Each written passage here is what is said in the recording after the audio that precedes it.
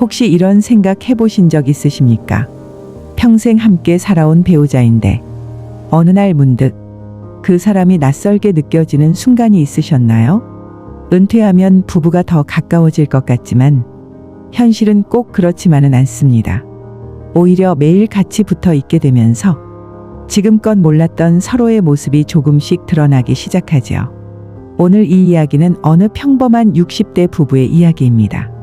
하지만 이 이야기를 들으시다 보면 어쩌면 여러분 자신의 이야기처럼 느껴지실 수도 있습니다. 서울 외곽의 조용한 주택가에서 38년을 함께 살아온 부부 이기웅 씨와 박순희 씨의 이야기입니다. 이기웅 씨는 올해 64입니다. 32살의 작은 건설회사에 입사해 32년을 한 직장에 다녔습니다. 부지런하고 책임감 강한 사람이었습니다. 새벽 6시에 집을 나서 밤 9시가 넘어야 돌아오는 날들이 수십 년이었습니다. 그 사이 아내 순희 씨는 두 아이를 키우고 시부모님을 봉양하고 살림을 꾸렸습니다. 남편에게 불만이 없었던 것은 아니었지만 바쁜 남편에게 말을 꺼낼 타이밍을 찾다 보면 늘 때를 놓쳤습니다. 그렇게 하루하루가 지나갔습니다. 기용 씨는 늘 이렇게 생각했습니다. 내가 은퇴하면 그때는 아내와 여행도 다니고 느긋하게 밥도 먹고 그동안 못해준 것들을 다 해줘야지. 그리고 마침내 그날이 왔습니다. 2023년 봄 이기용 씨의 마지막 출근 날. 동료들이 준비한 작은 케이크와 박수 소리가 울려 퍼졌습니다.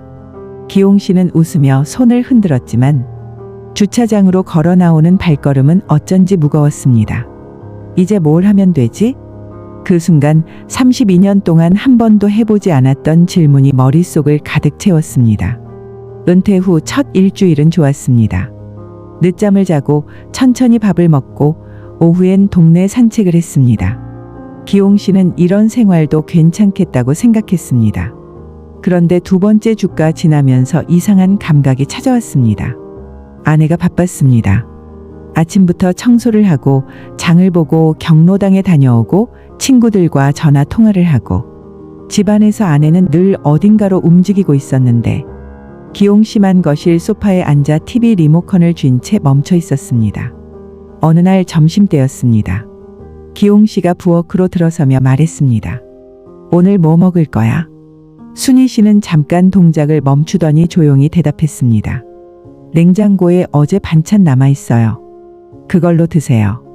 따뜻하지도 차갑지도 않은 말투였습니다. 기용 씨는 뭔가 서운한 마음이 들었지만 그냥 냉장고 문을 열었습니다. 뭐가 저렇게 바쁜 거야? 내가 집에 있으면 같이 밥이라도 먹어야 하는 거 아닌가? 그러나 기용 씨는 그 말을 꺼내지 않았습니다. 순희 씨도 뭔가를 꾹 누르고 있는 것 같았습니다. 그렇게 한 달이 지나고 두 달이 지났습니다. 기용 씨는 갈수록 무기력해졌습니다. 아침에 눈을 떠도 오늘 하루를 어떻게 보내야 할지 막막했습니다. 텔레비전을 봐도 재미가 없었고 산책을 나가도 딱히 갈 곳이 없었습니다. 예전엔 퇴근 후 피곤하면 쉬고 싶다고 생각했는데 막상 쉬게 되니 쉬는 것도 이렇게 힘들 줄 몰랐습니다. 아들과 딸은 각자 바빠서 연락이 뜸했습니다. 오랜 직장 동료들과 연락을 해봤지만 각자 손자 손녀 돌봄에 텃밭에 새로운 취미에 바빠 좀처럼 만나지 못했습니다. 기용 씨가 진짜 외로움을 느끼기 시작한 건 바로 그 즈음이었습니다. 그런데 문제는 가장 가까이 있는 아내에게 그 외로움을 말할 수가 없다는 것이었습니다. 어느 저녁 기용 씨가 조심스럽게 말을 꺼냈습니다. 순이야, 우리 이번 주말에 어디 한번 나갈까? 오래간만에.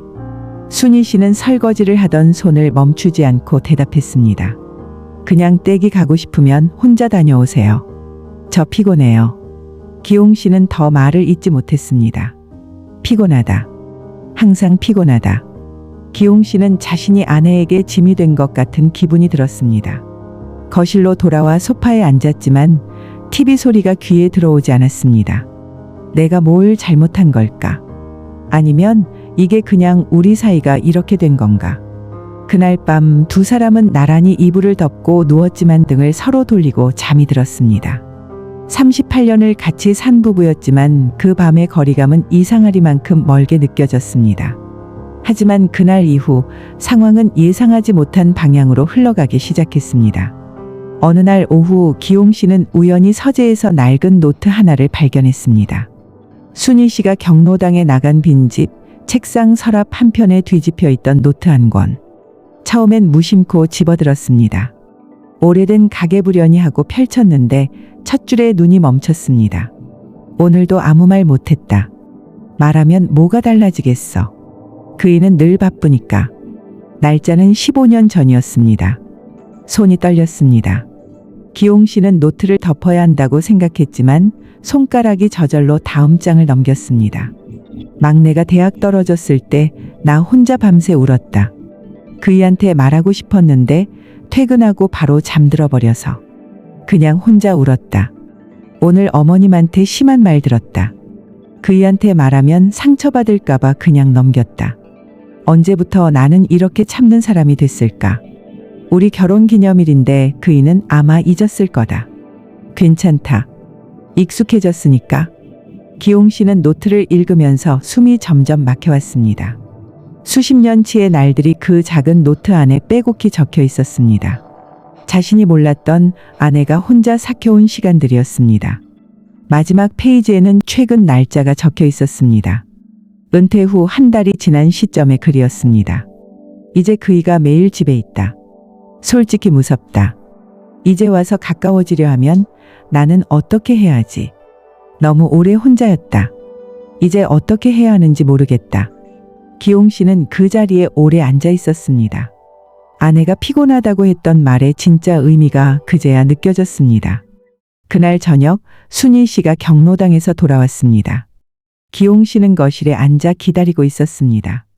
손에는 노트가 들려 있었습니다. 순희 씨는 그것을 보자마자 얼굴이 굳었습니다. 그거 읽었어요? 기용 씨가 조용히 고개를 끄덕였습니다. 미안해. 그 두 마디에 순희 씨의 눈이 흔들렸습니다. 왜 미안한데요? 다 읽었어. 막내 수능 떨어졌을 때 혼자 울었다고. 어머니한테 상처받았을 때 나한테 말 못했다고. 결혼 기념일에도 혼자였다고. 순희 씨는 아무 말도 하지 않았습니다. 시선을 창밖으로 돌렸습니다. 기용 씨는 목소리가 갈라졌습니다. 내가 그동안 너무 모르고 살았어. 나는 돈 벌어오면 다 한 줄 알았거든. 그게 내 역할이라고. 그러면 충분한 줄 알았어. 그런데 내가 혼자 그렇게 많은 걸 삭히고 살았는지는 몰랐어. 정말 몰랐어. 순희 씨의 눈에 눈물이 고이기 시작했습니다. 몰랐으면 됐지, 왜 이제 와서. 이제 와서라도 알고 싶어서. 너 지금도 나한테 할 말 있지. 오늘도, 어제도, 이번 달도. 다 참고 있는 거 나 알아. 그 말에 순희 씨의 눈물이 터졌습니다. 당신은 몰라요. 당신은 은퇴하고 나서 뭘 해야 할지 모르겠다고 힘들어하는데 나는요? 나는 그 32년 동안 매일 혼자였어요. 매일. 애들 챙기고 어른 모시고 살림하고 그러면서도 당신한테 짐이 될까봐 아무 말도 못하고 살았어요. 그러다가 이제 당신이 집에 있으니까 이제야 같이 있자고 하는데 나는 이제 어떻게 해야 할지를 모르겠어요. 기용 씨는 아내 앞에 천천히 무릎을 꿇었습니다. 미안해. 늦어서 미안해. 근데 나 아직 늦지 않았으면 좋겠어. 순희 씨는 손으로 얼굴을 가리고 한참을 울었습니다. 기용 씨도 눈물을 닦지 않았습니다. 그 거실에서 두 사람은 38년 만에 처음으로 서로의 진짜 얼굴을 바라봤습니다. 그날 이후 두 사람은 조금씩 달라졌습니다. 기용 씨는 아침에 일어나면 아내에게 오늘 어때? 라고 묻는 것부터 시작했습니다. 처음엔 어색했습니다. 수십 년을 그렇게 살지 않았으니까요. 하지만 어색함은 곧 익숙함이 됩니다. 순희 씨는 처음엔 짧게 대답했습니다. 괜찮아요. 그게 전부였습니다. 하지만 며칠이 지나면서 조금씩 길어졌습니다. 허리가 좀 아프네요. 오늘 뭐 먹고 싶어요? 경로당에서 재미있는 일이 있었어요. 기용 씨는 그 작은 말들을 놓치지 않고 들었습니다. 어느 토요일 오전 기용 씨가 순희 씨에게 말했습니다.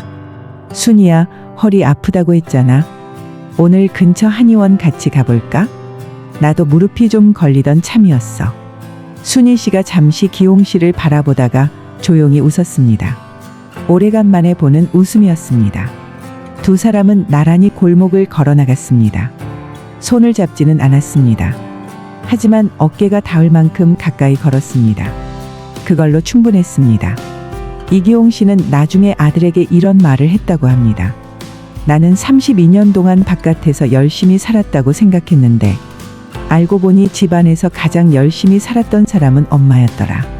나는 그걸 너무 늦게 알았어. 우리는 종종 가장 가까운 사람을 가장 당연하게 여깁니다. 늘 곁에 있으니까 말 안 해도 알겠거니 합니다. 하지만 말하지 않으면 아무도 모릅니다. 설령 38년을 함께 살았다 해도 은퇴는 끝이 아닙니다. 어쩌면 진짜 부부가 되는 시작일 수 있습니다. 바깥을 향해 있던 시선을 이제 서로에게 돌릴 수 있는 시간. 그동안 바빠서 하지 못했던 말들을 꺼낼 수 있는 시간. 그게 인생의 황혼이 우리에게 주는 선물일지도 모릅니다. 오늘 이 영상을 보신 여러분께 한 가지 여쭤보고 싶습니다. 지금 곁에 있는 그 사람에게 마지막으로 미안해 라고 말한 게 언제였습니까? 그리고 고마워 라는 말은요? 오늘 하루 그 한마디를 꺼내보시는 건 어떨까요? 인생의 황혼에 우리가 결국 남기게 되는 것은 이룬 것들이 아니라 나눈 것들일 테니까요. 황혼 일기TV였습니다. 오늘도 함께 해주셔서 감사합니다.